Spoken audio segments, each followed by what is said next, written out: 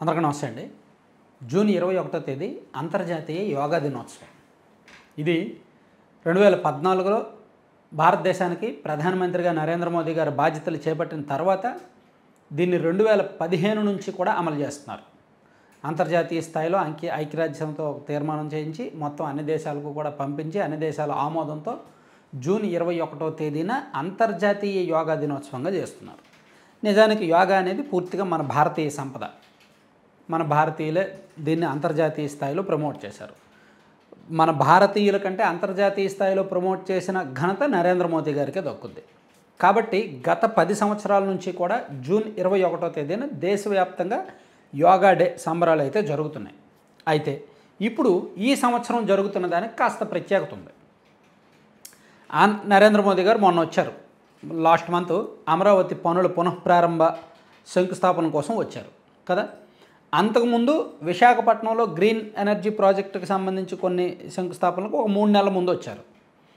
So మొన్న last time Narendra Modi గారు అమరావతి వచ్చినప్పుడే ఇలా జూన్ 21వ తేదీన అంతర్జాతీయ యోగా దినోత్సవం ఉంది అని ఒక చిన్న మాట వేసి విశాఖపట్నంలో చేస్తే బాగుంటుందో అనుకుంటున్నాను అని నరేంద్ర మోదీ గారు ఒక మాట వేయడంతో దాన్ని చంద్రబాబు గారు భలేవాళ్ళు అదేం మాట అదెంత మాట, మీరు వస్తానంటే మేము ఏ కార్యక్రమానికైనా చేయడానికి సిద్ధమే అని చెప్పి యోగా డే నిర్వహణకు సంబంధించి ఏర్పాట్లు అప్పటి నుంచి చేస్తున్నారు. అయితే దీనికేం అభ్యంతరం లేదు. ఖచ్చితంగా యోగా మంచిది, యోగాను ప్రమోట్ చేయడం మంచిది. ప్రతి ఒక్కరూ కూడా యోగాసనాలు చేయడం చాలా మంచిది. సాధ్యమైనంత వరకు రోజులో ఒక 20 నిమిషాలు మినిమం 20 నిమిషాల నుంచి ఒక గంట సేపు యోగా వేయడం వలన ఆరోగ్యం బాగుంటుంది, మానసికంగా ఆరోగ్యంగా ఉండొచ్చు, శారీరకంగా ఫిట్గా ఉండొచ్చు, అన్ని రకాలుగాను పాజిటివ్ యాటిట్యూడ్ పాజిటివ్ ఆలోచనలు వస్తాయన్నమాట. దీన్ని ఎవ్వరూ తప్పుపట్టరు. అయితే ఇక్కడ నా అభ్యంతరం అంతా ఏంటంటే నెల రోజుల నుంచి దీనికి హడావిడి చేస్తున్నారు. నెల రోజుల నుంచి ఒక సిస్టమ్ దీనికోసం పనిచేస్తుంది. ఒక వారం రోజుల నుంచి ప్రభుత్వంలో ఒక యంత్రాంగం, ఒక పెద్ద యంత్రాంగం దీని గురించి పనిచేస్తుంది తెలుసా. సీఎం గారు, మంత్రులు, ఎమ్మెల్యేలు అక్కడితో ఆగల. కొంతమంది ఐఏఎస్ అధికారులు, చాలామంది అధికారులు, పోలీసులు ఒక వారం రోజుల నుంచి ఇదే పనిలో ఇదే సమీక్షలో ఉన్నారు. ఒక నెల రోజుల నుంచి కూడా రాష్ట్రంలో చాలా జిల్లాల్లో ప్రతి జిల్లా స్థాయిలో కూడా యోగా డే నిర్వహణ జరుగుతూ ఉంది. ప్రతి నియోజకవర్గ స్థాయిలో కూడా యోగా ఈ నిర్వహణ జరుగుతూ ఉంది. అంగన్వాడీలను ఒకరోజు పిలుస్తున్నారు, ఆశా వర్కర్లను ఒకరోజు పిలుస్తున్నారు, స్కూల్ టీచర్స్ని ఒకరోజు పిలుస్తున్నారు, కాలేజీ స్టూడెంట్స్ని ఒకరోజు పిలుస్తున్నారు, రకరకాల వర్గాలని పిలుస్తూ వస్తున్నారు. ఏదో ఒక రోజు ఏదో ఒక సందర్భంలో యోగా డే నిర్వహిస్తూ ఉన్నారు.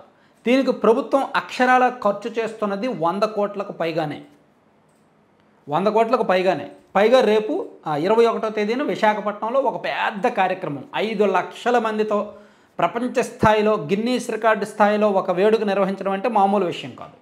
అది మన రాష్ట్రానికి ఖ్యాతి తెచ్చేదే. సో ఇక్కడ నేను యోగా డే నిర్వహించడాన్ని తప్పు పట్టట్లా, 150 లేదా 100 కోట్లు ఖర్చు పెట్టడాన్ని తప్పు పట్టట్లా. అయితే సిస్టమ్ మొత్తం దానికోసం ఒక నెల రోజుల నుంచి పని చేయడం, రోజుకు ఒక్కొక్క వర్గాన్ని రోజు దాని గురించి పిలిపించడం, ఇదంతా కొంచెం నేనైతే తప్పు పట్టను. తప్పు పట్టే వాళ్ళు తప్పు పట్టండి, ఎవరిష్టం వాళ్ళది.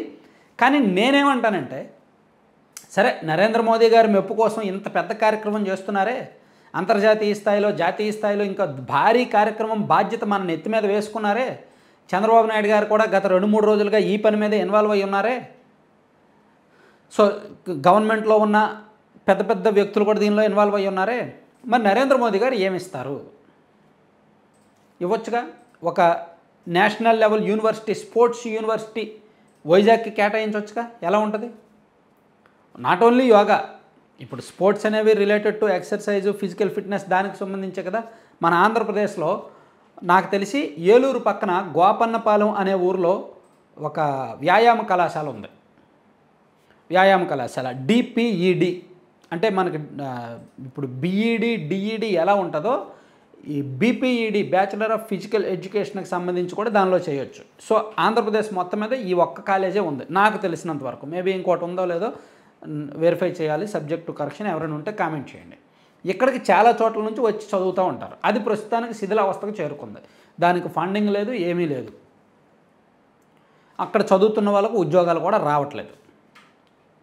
సో ఇప్పుడు ఇంత భారీ కార్యక్రమం చేస్తున్నారు కాబట్టి, విశాఖపట్నానికి ఆ అవకాశం ఉంది కాబట్టి వీలైతే ఒక భారీ యూనివర్సిటీ విశాఖపట్నానికి కేటాయించవచ్చుగా. National sports university, national sports college లేదా నేషనల్ యోగా యూనివర్సిటీ లాంటిదైనా పెట్టొచ్చుగా. అంతర్జాతీయ స్థాయిలో డే మనకే సొంతం, ఆ వేడుక నిర్వహిస్తున్న వేదిక మనకే సొంతం, దానికి సంబంధించిన ఖర్చు మనమే పెడుతున్నాం, సిస్టమ్ మనమే పెడుతున్నాం, అన్ని ఏర్పాట్లు ఘనంగా చేస్తున్నాం.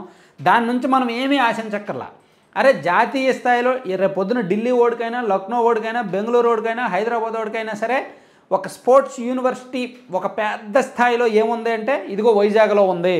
ఏ సందర్భంలో వచ్చింది అంటే 2025 సంవత్సరంలో నరేంద్ర మోదీ గారు అక్కడ యోగా డే నిర్వహించినప్పుడు ఆంధ్రప్రదేశ్ రాష్ట్రానికి ఆ స్పోర్ట్స్ యూనివర్సిటీ కేటాయించారు. చంద్రబాబు గారు దాన్ని సాధించారు. చెప్పుకోవడానికి ఎంత బాగుంటుందండి ఫ్యూచర్లో. ఒక 10 ఏళ్ల తర్వాత, 25 ఏళ్ల తర్వాత, 5 ఏళ్ల తర్వాత ఇదిగో పలానా సందర్భంలో పలానా వేడుక నిర్వహించి సీఎం గారు, పీఎం గారు కలిసి వేడుక చేసి ఆ ప్రాంతానికి ఆ వరం ఇచ్చారు, ఆ ప్రాజెక్ట్ ఇచ్చారు, ఆ స్పోర్ట్స్ యూనివర్సిటీ కేటాయించారు అంటే ఎంత బాగుంటుంది. సో దీనివల్ల ఏంటంటే స్పోర్ట్స్ యూనివర్సిటీలు అంటూ ప్రత్యేకంగా మన దగ్గర ఏమీ లేవు, స్పోర్ట్స్ కాలేజీలు అంటూ ప్రత్యేకంగా ఏమీ లేవు, ఉన్నాయి కూడా శిథిలావస్థకు చేరుతున్నాయి. సో ఇప్పుడు స్పోర్ట్స్ కోటా మనకి ప్రతి చోట ఉంది కదా. అలాగే మనకి 5వ తరగతి నుంచో 4వ తరగతి నుంచో ప్రవేశానికి స్పోర్ట్స్ స్కూల్స్ కొన్ని ఉన్నాయి. కడపలోనో అనంతపురంలోనో ఒక స్కూల్ ఉంది, అండ్ రాష్ట్ర వ్యాప్తంగా 3 చోట్ల స్కూల్స్ ఉన్నాయి. పిల్లల్ని కూడా మనం స్పోర్ట్స్ స్కూల్స్లో వేయొచ్చు, కానీ దానిలో ఫెసిలిటీస్ అంతంత మాత్రమే. సో జాతీయ స్థాయిలో ఒక భారీ స్థాయిలో ఒక చెప్పుకోవడానికి అత్యంత గర్వకారణంగా ఇప్పుడు అమరావతిలో అమరావతి నిర్మాణంలో భాగంగా స్పోర్ట్స్ సిటీ అని చెప్పి ఒకటి కడుతున్నారండి. అక్కడ ఒక క్రికెట్ స్టేడియం ఒకటి వస్తుంది అంటున్నారు, ఒక భారీ స్టేడియం, దేశంలోనే అతిపెద్ద స్టేడియం కడతామా అంటున్నారు. సో విశాఖపట్నంలో ఎలాగ ఇది నిర్వహిస్తున్నారు కాబట్టి వీలైతే అక్కడ స్పోర్ట్స్ యూనివర్సిటీ కడితే, నాదొక ఆలోచన మాత్రమే, నా ప్రతిపాదన మాత్రమే, దీనివలన ఆ ప్రాంతానికి ఒక జాతీయ స్థాయిలో గుర్తింపు వస్తుంది, ప్లస్ ఆ రోజుకు ఒక ప్రత్యేకత వస్తుంది. ఈ 100 కోట్లు 150 కోట్లు ఖర్చు పెట్టి ఈ సిస్టమ్ మొత్తం పెట్టినందుకు ఒక సార్థకత వస్తుంది. సో ఆంధ్రప్రదేశ్ రాష్ట్ర పౌరుడిగా నాదొక చిన్నపాటి స్వార్థమైన కోరిక. సో వీలైతే ప్రభుత్వానికి తెలియజేయండి. సో ఇందులో తప్పేమీ లేదని అనుకుంటున్నాను. Thank you. సో మీరు పక్కన చూస్తున్నారు కదా, సరే కంటెంట్కి సంబంధం లేకుండా మీరు పక్కన చూడండి.